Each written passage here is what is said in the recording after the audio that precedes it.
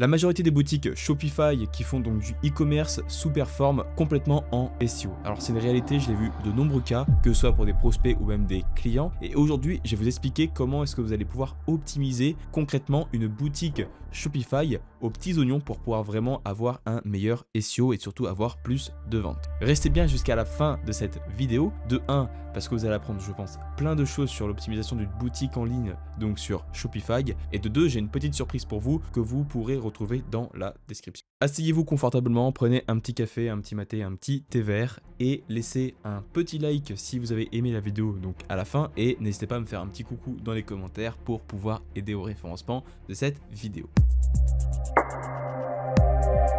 Shopify, donc c'est une plateforme e-commerce en ligne qui a complètement révolutionné l'accès donc notamment à des personnes qui veulent créer par exemple un site rapidement, facilement, en ayant donc tout intégré donc grâce à un CMS qui va être complet et qui va permettre donc à n'importe qui de lancer une boutique en ligne et de vendre des produits ou même des services. Alors le SEO sur Shopify a beaucoup évolué ces dernières années parce qu'ils se sont déjà fait accompagner par certains experts et même ils ont également donc amélioré leur plateforme pour qu'elle soit donc cette dernière donc beaucoup plus optimisée au point de vue donc des moteurs de recherche. Donc que ce soit par exemple pour vous cacher des concurrents ou même tout simplement pour optimiser correctement vos URL, vous ne pourrez pas parce que tout simplement les structures de base sont complètement obligatoires. Je parle notamment des URL qui vont comporter donc les collections, donc quand on parle des pages de collection, ou même des pages produits, ou même des pages tout court, donc, ou par exemple des articles de blog avec la mention blog obligatoire. Là, vous allez pouvoir uniquement en fait modifier donc l'URL de votre page ou de votre site, c'est uniquement donc sur le slug, donc à la fin donc des URL. Donc par exemple, ce sera votre nom de domaine / collection / par exemple coque de téléphone.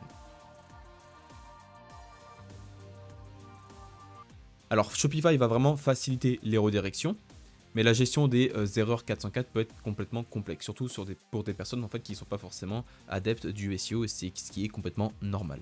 Souvent sur des sites e-commerce, on a des produits qui vont expirer, on a des produits qui vont être de courte saison, on a des produits qui vont évoluer au fur et à mesure du temps ou des mois, et donc forcément des fois on a des pages qui s'enlèvent ou qui sont supprimées tout simplement du site. Le problème c'est que ça, si derrière on n'est pas forcément connaisseur du SEO, ça génère un tas de 404, mais même si vous corrigez tout ça derrière, ça génère également beaucoup de redirection 301, et donc ça forcément c'est une grosse erreur d'un point de vue déjà SEO, mais également pour l'utilisateur. Les 404 c'est mauvais entre guillemets pour non pas le SEO, mais plus pour l'expérience utilisateur, ce qui peut être un petit peu pénalisant. Et les redirections 301, le problème c'est que même si vous distribuez le PageRank et donc que vous redirigez une ancienne page vers une nouvelle page, le problème que vous allez vous rencontrer, c'est que au final en fait vous allez devoir, ça va complètement alourdir votre site parce que ça demande beaucoup plus de navigation au robot donc de Google pour naviguer et crawler correctement votre site. Je parle bien entendu par exemple du fichier robot.txt ou encore du fichier htaccess. Là où sur WordPress on va pouvoir avoir facilement accès à toutes ces données, ici en fait il va falloir en fait passer à travers donc les différents feuilles de CSS, JS, etc. donc de code pour vraiment pouvoir avoir accès à ces fichiers. Donc ça demande un tout petit peu plus de paramètres, c'est pas forcément compliqué en fait, mais derrière en fait c'est vrai que c'est pas forcément très accessible. Bon, même si on peut commencer un petit peu à taper sur Shopify d'un point de vue SEO, ils ont fait également de nombreux progrès. Notamment, ils ont collaboré avec des experts qui ont donc permis d'améliorer au fur et à mesure du temps la plateforme d'un point de vue plus SEO. De 2, la vitesse des sites est quand même assez agréable, quand même, on a quand même accès à un CDN qui est quand même puissant, et on a globalement des thèmes, ou du moins des thèmes générés par Shopify qui sont corrects. C'est pas non plus le Graal en termes de web performance, mais c'est tout à fait correct pour se lancer. Après, c'est vrai que si on veut être tatillon et qu'on veut aller chercher vraiment la performance, là forcément il faut faire appel à un développeur ou à un spécialiste en SEO pour corriger ces problèmes et avoir donc une boutique qui va être plus rapide. Là avant également on avait un petit problème, c'est au niveau également du balisage heading, où derrière en fait c'était pas du tout possible de corriger les différentes balises. Là maintenant selon les thèmes donc de plus en plus se popularisent et surtout on a donc des thèmes qui proposent justement l'optimisation des balises heading, ce qui est quand même primordial en SEO. Je veux dire, une bonne structure ça permet d'aider le moteur à comprendre le sujet d'une page et donc à le crawler et donc à l'indexer correctement, donc c'est primordial, c'est hyper important pour le SEO. Avant c'était très complexe, enfin, pas forcément complexe, mais il fallait bidouiller un petit peu à droite à gauche. Aujourd'hui, c'est quand même plutôt facile, mais je sais d'expérience qu'il y a encore des thèmes où il va falloir encore passer par du code pour optimiser notamment certaines balises, pour pas forcément qu'on ait des balises par exemple dupliquées. Je pense notamment à des balises qui vont se retrouver en H3, donc par exemple sur le footer, où généralement vous avez beaucoup de balises, par exemple des liens utiles dans le footer qui seront en H3, et bah forcément ça sert à rien du tout d'un point de vue SEO, parce que ça fait des balises dupliquées, et au final ça n'apporte rien de concret ou de plus à la page en question. Donc c'est des exemples où en fait vous allez devoir bidouiller encore un petit peu pour vraiment optimiser votre structuration heading. Commençons à rentrer dans le dur pour optimiser correctement un site Shopify d'un point de vue SEO, et on va commencer directement avec les pages de collection. C'est vraiment les pages qui vont se positionner sur les requêtes qui vous intéressent le plus et donc qui ont la plus forte valeur ajoutée d'un point de vue SEO, et donc forcément d'un point de vue commercial et donc business. Donc c'est vraiment pas des pages à négliger d'un point de vue également SEO, UX, mais également marketing, parce que c'est là où vraiment tout va se jouer d'un point de vue conversion, et donc c'est vraiment là où vous allez vraiment aller choper de l'argent. Pour optimiser correctement vos pages de collection, je vais ici vous détailler un petit peu un process que je peux vous conseiller d'un point de vue plus généraliste pour avoir les bonnes maîtrises d'un point de vue SEO pour des pages de collection. Mais sachez que j'ai fait une vidéo spécifique pour les pages de collection parce que j'inclus également la notion donc de marketing pour vraiment pouvoir maximiser les conversions. Et je ne sors pas forcément de mon chapeau, je le sors de mon expérience parce que moi-même j'avais des boutiques e-commerce qui fonctionnent et qui fonctionnent encore, et également des clients qui sont en e-commerce et qui donc aujourd'hui font des sous, comme la plupart des sites e-commerce qui performent en SEO. On va prendre donc directement l'exemple d'un site donc français qui est lacoquefrançaise.com, qui propose donc forcément, donc vous l'avez compris, des coques de téléphone. Ce qui est bien avec eux, et je vais vous montrer directement, c'est un site quand même qui fonctionne très bien. Pourquoi? Parce que si on reprend par exemple les mots-clés principaux, je vais par exemple taper coque sur les plus volumineux. Ce qu'on peut voir, c'est par exemple coque iPhone 13, ils sont premiers, même s'il y a une petite cannibalisation, c'est pas le sujet aujourd'hui, mais en tout cas, c'est des pages en tout cas qui performent plutôt bien. Si je prends cette page et que nous allons directement ici, voyons voir directement comment ces pages sont structurées. D'un point de vue plus UX, on va d'abord faire un petit parallèle par rapport à l'UX qui est quand même hyper important pour le SEO, forcément. Ceux qui le disent aussi, je pense que c'est une énorme connerie, mais ça vous le savez déjà si vous me suivez depuis un moment. La première chose qui est importante, c'est l'UX, parce que c'est ce qui va permettre la conversion. C'est vraiment ce que vous devez viser. Le SEO, c'est vraiment le support qui va vous permettre d'attirer les personnes. Mais d'un point de vue plus marketing, l'UX, c'est indispensable. Premier point, ici, on a toutes les infos à l'écran. Donc quand on arrive sur la page donc, et qu'on tape par exemple coque iPhone 13, on a toutes les infos. On a nos produits qui sont directement accessibles, on a les prix, on a directement le modèle de téléphone que l'on souhaite, si on veut par exemple le 15, le 15 Plus, etc. etc. On a trié donc avec des différents filtres. On a d'autres filtres, donc forcément là on va voir par exemple le modèle de téléphone, on l'a déjà vu, le type de produit, si on veut par exemple des coques ou des vitres, des couleurs, donc ça c'est hyper intéressant également, des prix pour ceux qui ont un petit pouvoir d'achat plus faible que les autres, et la disponibilité donc en stock uniquement, pourquoi pas, bon ça me paraît plutôt logique. D'un point de vue plus UX, on est quand même sur des choses qui sont quand même très propres. On a quand même on va dire, des produits qui ont des fonds similaires, donc on est quand même sur une présentation très très professionnelle. On a également donc des médias différents, donc par exemple voilà une belle photo collection automne-hiver 2024-2025, même si je trouve que la photo elle n'a pas forcément de lien, ou du moins moi j'aurais pris un modèle avec quelqu'un qui utilise nos coques pour le coup. Bon après c'est un avis plus personnel. Voilà, typiquement, voilà, ça c'est très. Je trouve que ça par exemple c'est une très bonne idée. Voilà. Et donc si on fait par exemple un défilement classique, après on arrive tout en bas et directement nous avons voilà la fin, on va dire, de la page d'un point de vue plus UX. D'un point de vue plus SEO, ce qui va nous intéresser notamment, c'est donc l'optimisation donc des balises méta pour le premier élément. Donc là directement on aura donc la balise title, donc là voilà directement coque iPhone 13. On a le mot clé qui va se positionner donc directement le plus à gauche, c'est ce qui va permettre de faire comprendre au moteur que la page parle notamment donc des coques pour iPhone 13. Donc ça c'est le mot clé, donc la requête principale que l'on vise. Plus vous allez la mettre à gauche, plus elle est importante aux yeux des moteurs. D'un point de vue plus technique, mais également d'un point de vue plus UX, les personnes vont cliquer notamment de gauche à droite. C'est pas moi, c'est les humains qui fonctionnent comme ça. Deuxième point, ce qui est intéressant, c'est que, ce que vous devez retenir, c'est que la balise title, c'est l'élément SEO on-page le plus important en SEO. Donc c'est hyper important de la travailler correctement. Donc comme on l'a dit, on met notre mot-clé principal le plus à gauche possible, et ensuite on met tout ce qu'il nous faut pour augmenter le taux de clic, donc pour avoir vraiment un maximum de personnes qui vont cliquer donc sur notre lien plutôt que sur les autres.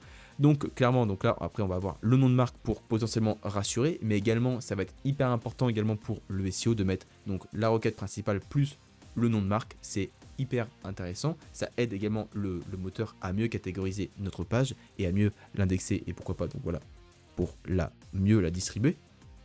Et enfin par exemple coq premium style assuré, pourquoi pas, c'est des choses qui sont très intéressantes. Petite information, si vous voulez améliorer vos balises méta, donc là je prends en compte la balise title et la balise méta description où on va faire un petit parallèle juste après.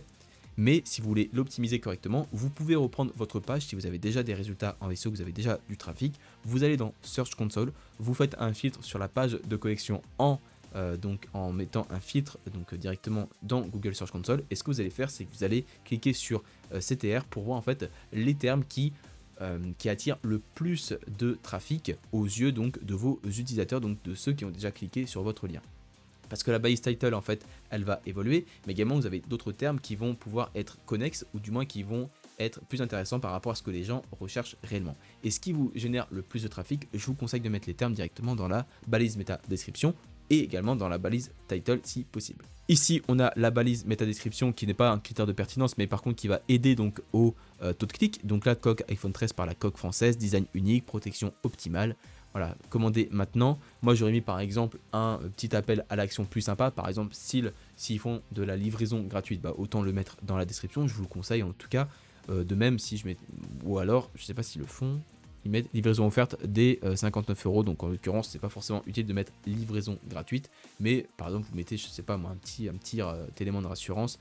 Soit adopté par plus de X milliers de clients ou retour gratuit ou alors livraison offerte dès 59 €. Enfin bref, tous ces éléments-là, ça permet également d'attirer l'œil et donc forcément d'avoir plus de personnes qui cliquent sur notre lien organique. Ce qui va nous intéresser, c'est plus en fait, bon voilà, cet élément-là, coque iPhone 13, vous devez le passer donc dans la balise H1, c'est la première balise en fait, entre guillemets la plus importante. Techniquement parlant, on dit toujours en fait qu'on a une seule balise H1 par page. Moi j'avais déjà vu des tests ou du moins où on avait des pages par exemple qui avaient plusieurs balises H1 et c'est vrai que c'était pas forcément un problème. Après c'est vrai que dans le jargon classique du SEO, on va avoir vraiment une seule balise H1 et après une structuration classique avec des termes donc H2 et H3 pour des sous-éléments.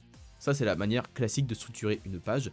Pourquoi c'est important? Parce que c'est là où vous allez pouvoir entrer d'autres intentions, mais également que vous allez pouvoir aider le moteur à mieux catégoriser votre page pour qu'elle soit mieux crawlée.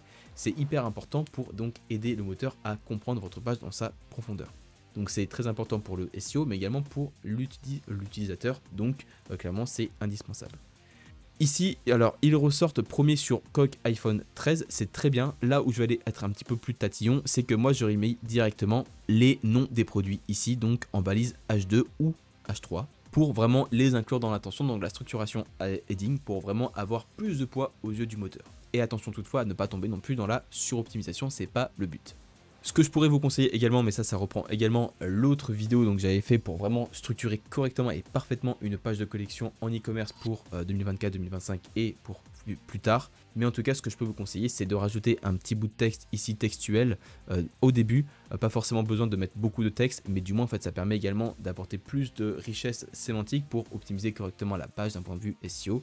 Et de même, ce que j'aurais mis, c'est en fin de page, pourquoi pas une petite FAQ ou par exemple, ce que j'aurais mis, c'est diverses intentions pour répondre par exemple à des questions.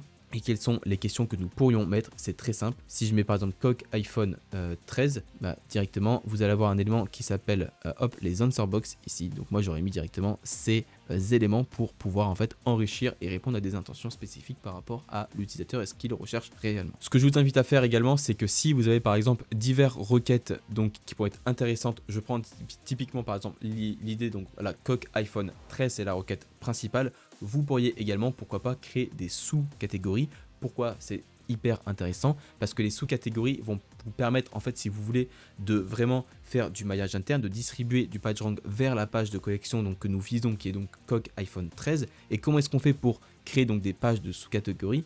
Donc c'est très simple. En fait, il faut aller directement par exemple dans SEMrush. Je vais reprendre par exemple le mot-clé, donc hop, coque iPhone 13. Et ce que je vais voir en fait tout simplement, c'est que je vais regarder s'il n'y a pas des requêtes que nous pourrions viser, par exemple, qui pourraient être intéressantes, du moins idéalement. Regardez, hop, coque iPhone 13 transparente. Est-ce que par exemple, si on tape ceci, tac, est-ce qu'on a les mêmes SERP? Donc non, en l'occurrence, non, j'ai pas forcément l'impression. Et ben là, directement, on pourrait créer une sous-catégorie, donc qui soit accessible par exemple depuis cette page-là, pour pourquoi pas. Donc voilà, je vous disais, c'est plus en fait pour aller répondre à d'autres intentions de plus long train et également pour éliminer un petit peu la concurrence si vous avez du mal à remonter sur votre quête principale. Ça peut être hyper intéressant. Attention à pas créer de contenu dupliqué ou même de cannibalisation SEO, mais ce que je vous conseille, c'est vraiment de créer voilà, plus un topic cluster de collection de produits autour d'un sujet vraiment connexe. Ça va vraiment vous permettre d'arriver beaucoup plus fort sur une requête à fort volume et donc d'aller capitaliser plus rapidement. Et sur les pages de collection, ce que je vous conseille, en faisant un petit rappel donc sur le maillage interne, mais je pense que je ferai un guide complet sur le maillage interne parce que c'est très important, c'est beaucoup trop sous-estimé en SEO, mais vos pages de collection en fait doivent vraiment recevoir un maximum de PageRank interne pour pouvoir vraiment être considérées comme des pages importantes aux yeux donc du moteur, et donc ce qui favorise notamment la bonne position de ces dernières. En ayant notamment, et comme toujours, une bonne variation des encres, minimum 10 encres, ça peut être très intéressant si c'est possible. Ne jamais faire les mêmes encres, par exemple coque iPhone 13, coque iPhone 13, coque iPhone 13, c'est la pire merde à faire. Pourquoi? Parce qu'en fait, aux yeux du moteur, en fait, plus vous allez diversifier, et d'ailleurs c'était un test qu'avait fait WebRank Info, où ils avaient vu en fait qu'une page qui avait 10 encres différentes en maillage interne était 15 fois plus performante que d'autres pages. Donc comme quoi, c'est vraiment des petits tests comme ça, mais c'est hyper indispensable. Et autre point par exemple sur les balises méta, mais vous devez avoir par exemple, on va dire, voilà, entre 60 et 70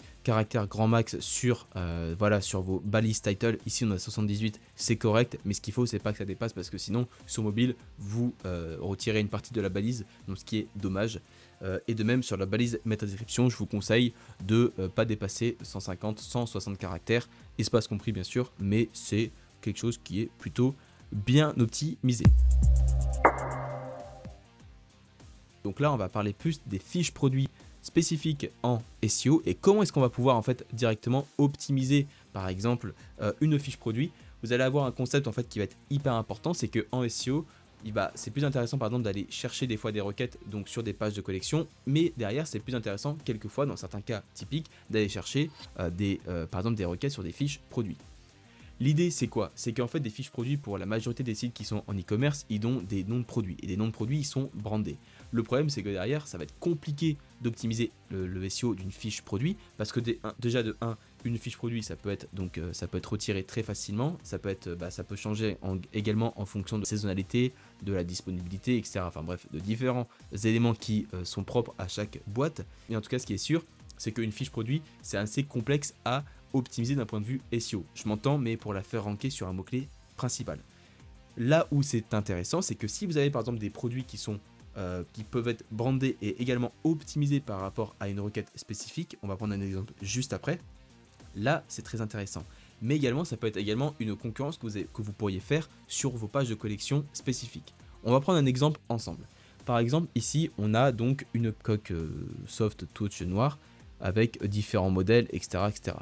En fait, qu'est-ce qu'il faut? Ici, on est d'accord qu'on était, donc selon la première page, on était dans les coques iPhone 13. Donc là derrière, c'est pas du tout intéressant d'optimiser le mot-clé, ou du moins la fiche produit sur le mot-clé coque iPhone 13 noir. C'est pas du tout intéressant. Pourquoi? En fait, il faut mieux taper sur des mots-clés, par exemple coque noire, parce que ça va être beaucoup plus intéressant.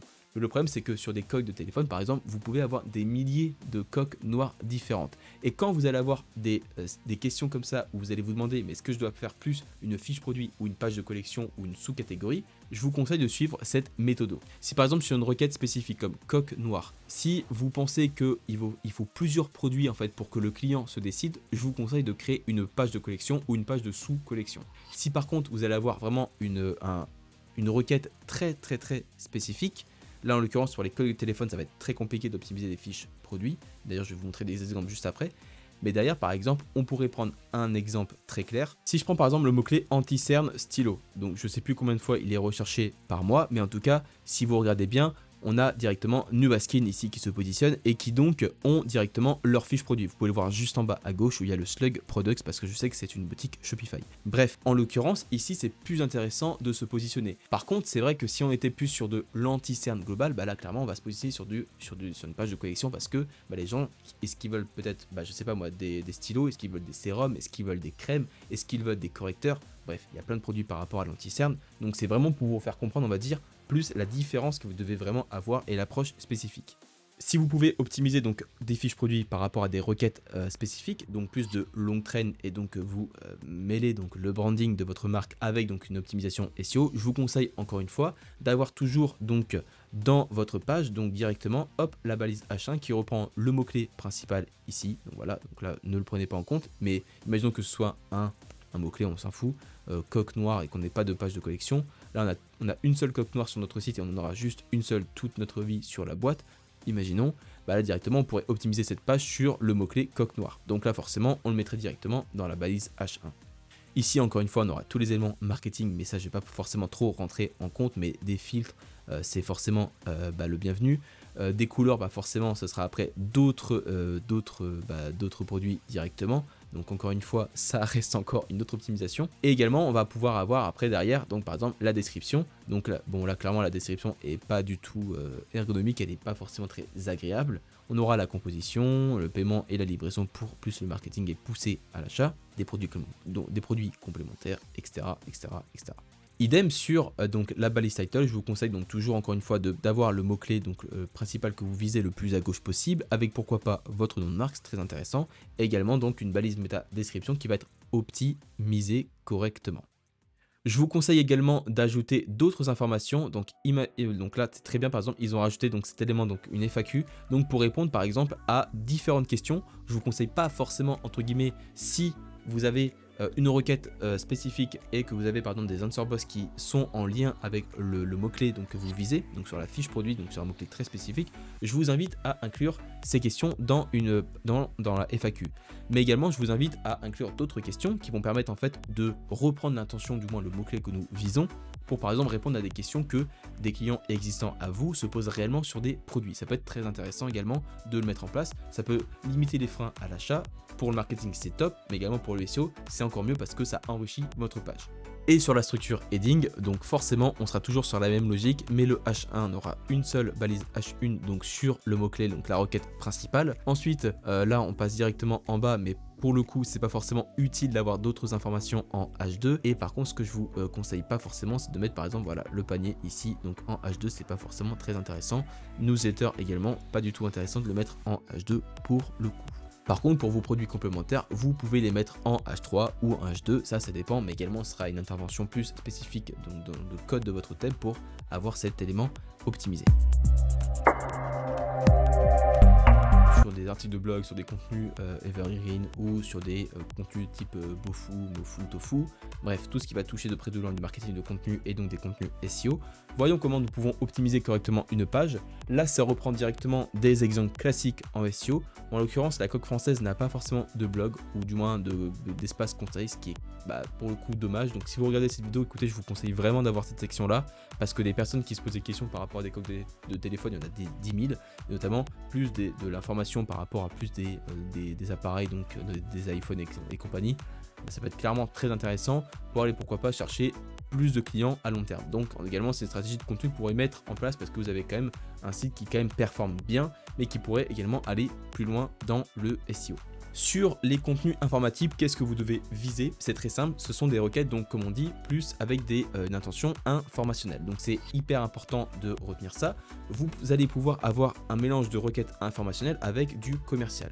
Pourquoi? Parce que des fois, par exemple, on pourrait avoir un exemple de contenu que pourrait faire la coque française, c'est par exemple quelle coque de téléphone choisir pour un iPhone 13 par exemple. Là typiquement, on vise coque iPhone 13, mais par contre l'intention est beaucoup plus informationnelle / commerciale. Des personnes qui sont prêtes à passer à l'achat et qui ont juste besoin par exemple d'avoir un top des meilleurs produits et pourquoi pas créer un contenu dessus, ça va permettre déjà de récupérer du trafic et d'envoyer du trafic vers donc les pages de collection et notamment donc nos produits. Donc c'est bénéfique de faire de cette manière. Donc les articles de blog, vous ne devez pas forcément sortir toutes ces idées de votre chapeau, c'est vraiment quelque chose qu'il faut structurer correctement.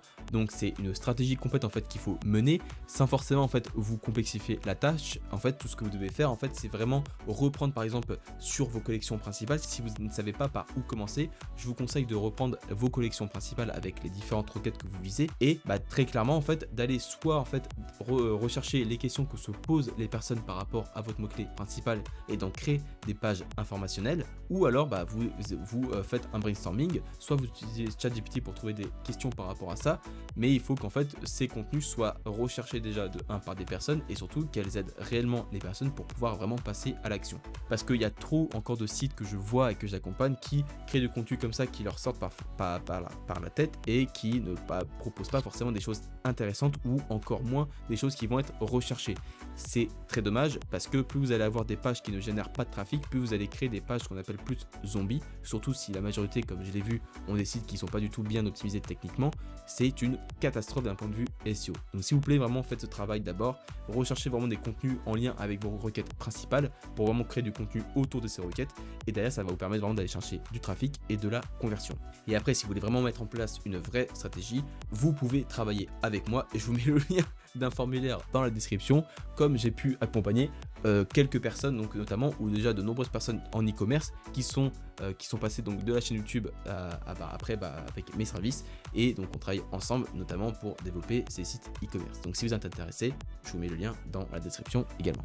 Par exemple, regardez, je vais vous prendre un exemple. Ici, vous pourrez utiliser directement Google Suggest qui vous propose directement quelle coque pour iPhone 13. Et là, en fait, directement, en fait, on peut voir que la coque française n'est pas du tout positionnée dessus. Donc, c'est un gros manque à gagner pour eux. Si je prends par exemple Journal du Geek, meilleure coque iPhone 13 ou alors, tiens, directement ici, eux, ils sont positionnés directement, donc coque de luxe, ils sont positionnés avec leur page de collection, ce qui est encore mieux.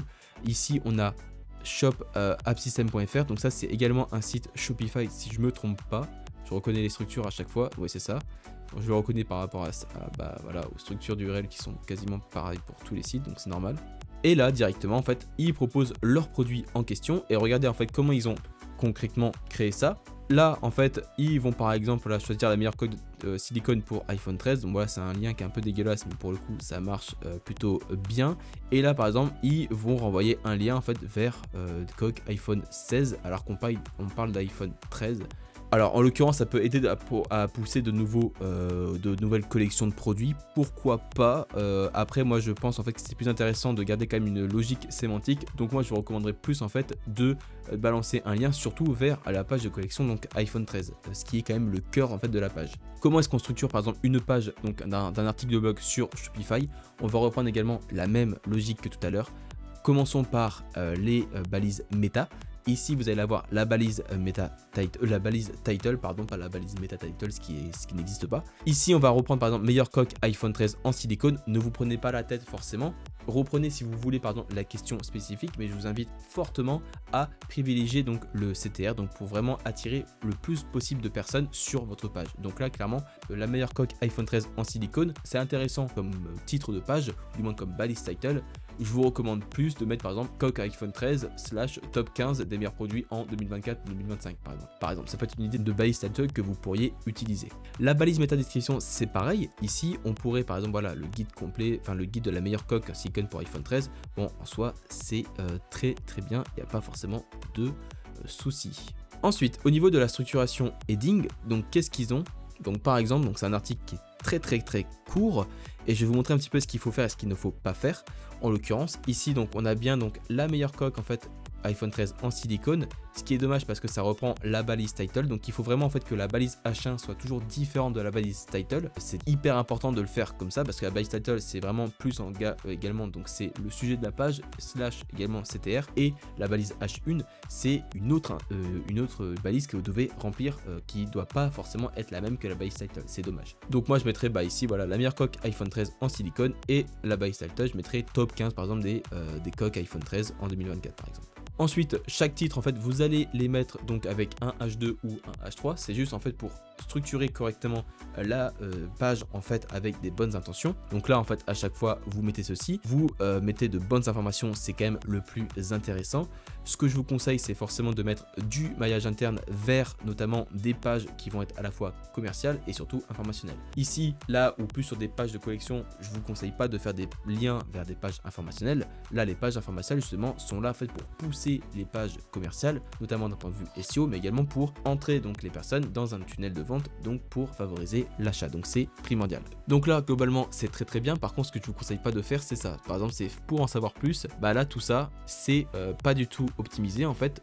Ça n'a aucun sens en fait de mettre des liens comme ça bruts. Les personnes vont jamais forcément cliquer entre guillemets dessus. Parce qu'il faut en fait c'est vraiment avoir des liens naturels dans le site. Pourquoi pas en mettre 3 liens par exemple. Voilà, je veux bien en fait pour en mettre 3, mais là d'en mettre vraiment une vingtaine ça sert quasiment à rien du tout pour le coup. Donc moi en fait ce que j'irais faire c'est vraiment mettre par exemple du maillage interne donc vers des contenus plus informationnels donc naturels dans la page en question, pour que ce soit quand même plus propre, et également de par exemple favoriser voilà juste 3 liens à la fin pour pousser par exemple des articles qui vont être connexes. Sur le maillage interne, mais on en parlera plus tard, sur des articles ou du moins sur des pages informationnelles, essayez au maximum de garder une logique sémantique. Ça va vraiment vous permettre de créer ce qu'on appelle plus entre guillemets un cocon sémantique ou un topic cluster autour d'un sujet clé. C'est primordial et c'est super important de garder cette logique sémantique. Si on parle d'iPhone 13, bah, c'est très intéressant de garder donc la thématique donc des iPhone 13 et donc pas forcément de parler des iPhone 16, ce qui est complètement différent. C'est connexe, mais c'est différent. Et ce que je vous conseille également, c'est par exemple, c'est de reprendre donc ces différentes intentions pour vraiment en fait enrichir votre contenu, donc d'un point de vue SEO et répondre donc à des questions que se posent réellement donc des internautes donc sur un sujet précis. Si vous avez du mal à créer des contenus donc en SEO qui vont ranker et qui vont donc bien se positionner pour vous rapporter donc du trafic et des conversions, vous avez toujours mon programme SEO Bolt où je vous mets vraiment le lien en description si vous voulez vraiment automatiser vraiment la création de contenu entièrement grâce à l'IA. Et si vous vous posez la question de si ça marche ou pas, sachez que j'ai déjà fait une étude de cas où je vous présente vraiment un site qui a fait donc de 0 à 10K donc en 6 à 8 mois entièrement en SEO et entièrement alimenté grâce à l'IA. Pourquoi? Parce qu'en fait tout est fait à partir de la qualité. Et ça j'en parle dans le programme, donc si vous êtes intéressé, je vous mets le lien dans la description du programme SEO Bolt. Petit aparté concernant les pages de contenu donc de blog sur Shopify, il y a différentes personnes qui vont vous conseiller de créer donc des blogs directement sur WordPress. Ça peut être intéressant si vous avez plus de budget. Pour m'expliquer rapidement, un site qui va être sur WordPress sur la partie informationnelle, ça va être hyper puissant parce que déjà de 1 vous allez pouvoir avoir beaucoup plus de paramètres de gestion, mais également vous allez pouvoir vraiment créer un blog complet autour donc de l'information, autour pardon des coques de téléphone ou des iPhones etc. J'en sais rien. C'est hyper pertinent et de dissocier justement de votre money site. Votre site 1 va pousser le money site donc avec du maillage interne, ce qui est donc en soi c'est des backlinks, mais c'est hyper intéressant de faire cette technique. Par contre, ça demande énormément de travail et ça demande donc directement des budgets doubles en fait pour pousser 2 sites en même temps, ce qui est donc forcément très compliqué pour des personnes qui se lancent en e-commerce ou en dropshipping, et je sais que c'est la majorité des cas, ce sera la majorité des personnes qui vont regarder cette vidéo. Donc cette technique, même si elle est très intéressante, à part si vous êtes vraiment un acharné de travail et que vous avez un bon budget à allouer tous les mois sur 2 sites, je parle vraiment, je peux vous conseiller cette technique, mais si vraiment vous voulez pas vous prendre la tête, je vous conseille de garder le blog classique entre guillemets blog, voilà, mais de Shopify parce que vous n'allez pas forcément vous prendre la tête et ça marche entièrement. Et pourquoi je sais que ça marche? Parce que je l'ai testé moi-même et donc ça fonctionne encore et je peux vous assurer que même un blog ça rapporte des clients en continu. Donc ne vous inquiétez pas par rapport à ça. Shopify est très bien optimisé pour faire du entre guillemets du blogging, j'ai pas ce terme mais plus de l'informationnel. Donc vous allez pouvoir apporter un site Shopify donc pour le SEO. Commençons directement par les images, vu qu'en fait c'est quand même un terme qui va être assez compliqué parce que c'est ce qui va vraiment faire le point en fait entre la qualité et justement la gestion du poids des images, parce que c'est quand même assez lourd pour un site, même d'autres médias, mais globalement c'est vraiment ce qui va impacter globalement votre site. Et encore il y a d'autres éléments, mais si on parle vraiment classique et qu'on ne va pas se prendre la tête, je vous conseille d'optimiser vos images avec l'outil qui s'appelle Skoosh. Donc c'est un outil qui est gratuit, qui a été développé par Google et qui vous permet vraiment de convertir, d'optimiser correctement vos images, de choisir le format qui est donc que je vous conseille, c'est plus du web performance, c'est le format le plus adapté aujourd'hui en fait pour les moteurs, pour la rapidité et pour la qualité d'une image. Donc je vous conseille, et l'outil Skoosh c'est super justement. Vous n'avez plus en fait qu'à glisser, déposer l'image, choisir le format, optimiser correctement pour être par exemple en dessous de 100 kilooctets, ce que je vous conseille réellement, et derrière après d'intégrer directement l'image dans la page que vous souhaitez.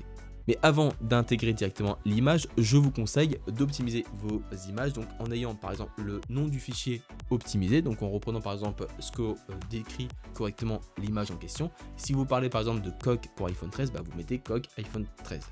Si par exemple vous avez également par exemple voilà, une coque noire, après vous allez avoir l'attribut alternatif, donc l'attribut ALT. Ici, ce qui est différent de la balise ALT d'ailleurs, c'est pas du tout la même chose, mais l'attribut alternatif, c'est là où vous allez vraiment pouvoir aider le moteur en fait à comprendre l'image. Donc si par exemple vous avez une image qui est une coque d'iPhone 13 pour par exemple un iPhone 13 et qui est noir, vous allez mettre coque iPhone 13 noir. Point barre. Ne vous prenez pas la tête. Ensuite, comment est-ce que vous allez pouvoir optimiser donc par exemple le sitemap donc pour justement avoir un sitemap et donc le déclarer dans la Search Console? C'est très simple. En fait, ce que vous allez faire dans votre site, vous allez forcément avoir un sitemap, c'est fait automatiquement par Shopify. Ce que vous allez faire, c'est vous allez faire un slash, vous allez cliquer et donc mettre sitemap.xml et là vous allez pouvoir directement retrouver tous vos sitemaps donc de votre site, donc qui vont être en lien par exemple à vos produits, à vos pages, à vos collections et à vos blogs. Ce que je vous conseille, donc c'est très simple, mais c'est en fait de reprendre différents donc ces éléments là, donc les sitemaps spécifiques et de les rentrer directement dans Google Search Console. Où est-ce que c'est? C'est très simple. Vous allez en fait dans la fonction donc Google Search Console, vous avez un onglet qui s'appelle Sitemap et là vous faites déclarer le sitemap donc spécifique. Ça va aider donc le moteur à découvrir de nouvelles URL en continu en fonction de votre production et ça va favoriser notamment l'indexation. Ensuite, on l'a dit, mais les balises H1, vous devez en avoir une par page. Il n'y a pas de débat, donc enfin si, il y en a un, on sait qu'aujourd'hui on peut en avoir plusieurs. Et encore, j'avais vu cette source, je sais plus forcément, mais je vais pas forcément vous la conseiller parce que je l'ai plus du tout. Donc on va partir du principe que c'est une seule balise H1 donc par page, comme ça il n'y a pas de débat. Vous mettez le mot-clé principal, il faut que ce soit naturel bien sûr, mais en tout cas la simple truc que vous devez retenir sur la balise H1. Et ensuite les balises H2, H3, ça va vraiment vous permettre en fait de structurer globalement votre page pour enrichir votre contenu avec différentes intentions, mais également pour aider donc le moteur à retrouver donc d'autres intentions et donc à mieux comprendre la page en question. Et si vous voulez enfin optimiser votre fichier robot.txt donc et avoir un contrôle dessus, si vous voulez par exemple ajouter des éléments, ça peut être très pertinent. Voici le chemin à suivre, donc c'est très simple. Voici en fait le chemin à faire. Vous devez aller donc dans le tableau de bord, aller dans boutique en ligne thème. Alors juste à parté, je ne me montre pas sur des sites Shopify à moi parce que forcément il y a mes clients de 1 et de 2, il y a mes sites à moi, donc forcément je n'ai pas envie de montrer la thématique. Mais du moins voici comment vous devez faire. Vous devez aller dans boutique en ligne, cliquer sur thème, cliquer sur éditer le code. Vous allez créer un nouveau fichier donc template, donc ajouter un nouveau modèle et vous allez en fait remplacer par exemple article par robot.txt. Et donc ce sera comme ceci, robot.txt.liquide et là vous retrouverez donc directement cet exemple ici. Vous retrouverez directement un fichier avec tous ces éléments et là vous pourrez par exemple optimiser correctement votre fichier robot.txt si vous en avez l'envie. Sixième et dernier élément, on va parler doublement de deux éléments en un pour vraiment aller un petit peu plus vite. On va parler des backlinks, mais ça va aller globalement assez vite. Vous devez développer une stratégie de netlinking pour apporter donc ce qu'on appelle donc du PageRank externe vers votre site. Ça va vous permettre en fait d'augmenter la popularité et l'autorité de votre site pour avoir plus de poids au niveau du moteur et donc ressortir sur des requêtes qui vont être cœur de cible pour vous. Donc forcément, plus vous allez taper sur des requêtes qui vont être concurrentielles, plus vous allez avoir besoin d'une autorité importante. Et encore aujourd'hui, c'est vrai que c'est possible d'y arriver avec des stratégies de contenu efficaces, mais la réalité du marché, c'est que je peux vous assurer que par expérience, c'est quasiment très compliqué d'aller chercher des requêtes commerciales sans avoir un petit budget netlinking à la main pour pouvoir vraiment avoir cette touche en fait de puissance supplémentaire. Donc là, pas de débat. En l'occurrence, vous devez comprendre la thématique dans laquelle vous êtes. Donc là, vous avez plein d'outils à disposition. Je peux vous recommander SEMrush, SEO Observer pour vraiment comprendre, ou alors encore Majestic pour vraiment comprendre la source des backlinks de vos concurrents et donc essayer de répliquer ce qui marche pour vous et également d'aller chercher entre guillemets des liens donc de qualité dans la même thématique. C'est le point que vous devez retenir le plus possible. Ce que je peux vous conseiller, c'est de regarder ma vidéo à ce sujet, donc où je vous explique vraiment le guide du netlinking pour vraiment faire du netlinking de qualité en 2024 et pour les années futures. Je vous mets le lien juste au-dessus parce que ça va vraiment tout vous résumer, notamment toutes les étapes primordiales. Et autre point important, voilà pourquoi je voulais surtout abréger sur la partie netlinking, c'est sur les données structurées. Alors, les données structurées ou le schéma, c'est un balisage HTML qui permet en fait d'envoyer et donc d'ajouter plus d'informations sur une page spécifique pour aider le moteur à comprendre sa nature et donc sa source, ou du moins ce qu'elle est en réalité. Mais surtout, vous allez pouvoir ajouter des informations supplémentaires pour du e-commerce, donc par exemple le prix, la disponibilité, le type de produit, les avis, et surtout, ça va vous permettre d'avoir ce qu'on appelle donc des rich snippets. Donc c'est ni plus ni moins ce que je viens de vous montrer, c'est hop ceci, les étoiles avec le nombre d'avis et le nombre d'étoiles que vous allez pouvoir afficher. Ça clairement, ça attire tellement l'œil que je vous conseille vraiment de mettre ça directement en place sur votre site. Alors Shopify ne propose pas en fait de balisage directement intégré avec votre site, notamment comme par exemple vous pourrez l'avoir sur WordPress avec Yoast SEO ou d'autres plugins assez classiques en SEO, vous pourrez retrouver, qui le proposent directement et naturellement. Alors vous allez avoir plusieurs solutions, soit vous l'ajoutez directement à la main, donc là il faut faire vraiment une intervention avec du code avec un développeur etc, ce qui peut être assez compliqué honnêtement, je vais pas vous mentir, ou alors vous passez par des extensions, ce qui est pas forcément le mieux parce que ça peut alourdir votre site, mais vous avez plein d'applications. Alors clairement vous reprenez par exemple JSON LD, vous mettez dans Shopify et vous faites le tri sur ce qui pourrait être la meilleure. Bon, il y en a plein en l'occurrence, il y en a qui proposent par exemple d'autres éléments classiques ou du moins sur de l'optimisation SEO classique. Celle-là, bon, elle coûte 400 balles par an, ce qui est énorme pour le coup, hein, c'est clair. Mais par contre, bon bah au moins là vous avez vraiment en fait tout ce qu'il faut au niveau des données structurées. Mais par contre c'est un prix complètement délirant. Et enfin après, une fois que vous avez mis en place vos données structurées, je vous conseille par exemple de tester directement avec search.google.com test rich results, et là vous testez directement votre page donc pour voir si vous êtes compatible avec les résultats enrichis, donc les rich snippets, donc les données structurées. Ça va vous donner des recommandations, ça va vous détecter s'il y a des erreurs, et là par exemple on l'a fait avec donc la coque française, hop ici, donc là on a juste le fil d'Ariane et le champ de recherche associé au site links, ce qui est très pauvre en soi, parce que c'est pas forcément le mieux. Et là, comme vous pouvez le voir, on l'a fait donc directement pour la page de collection, donc iPhone 13. Et là, donc comme je vous disais, ce qui est dommage, c'est que les données structurées ne sont pas remplies pour les pages de collection, donc c'est quand même les pages les plus importantes. C'est dommage parce que c'est un gros manque à gagner et ça, je peux vraiment vous l'assurer. Donc c'est vraiment primordial de le mettre en place. Ok, la vidéo est à présent terminée, elle a été hyper longue, mais en tout cas c'était vraiment, on va dire, un guide un peu généraliste sur l'optimisation SEO d'un site Shopify. Ce que je peux vous recommander, et comme convenu, si vous êtes convaincu et que vous souhaitez aller plus loin d'un point de vue SEO, j'ai plusieurs éléments à vous proposer. De 1, vous avez une checklist entière que vous allez pouvoir retrouver dans la description pour vraiment avoir un site Shopify le plus optimisé possible d'un point de vue SEO.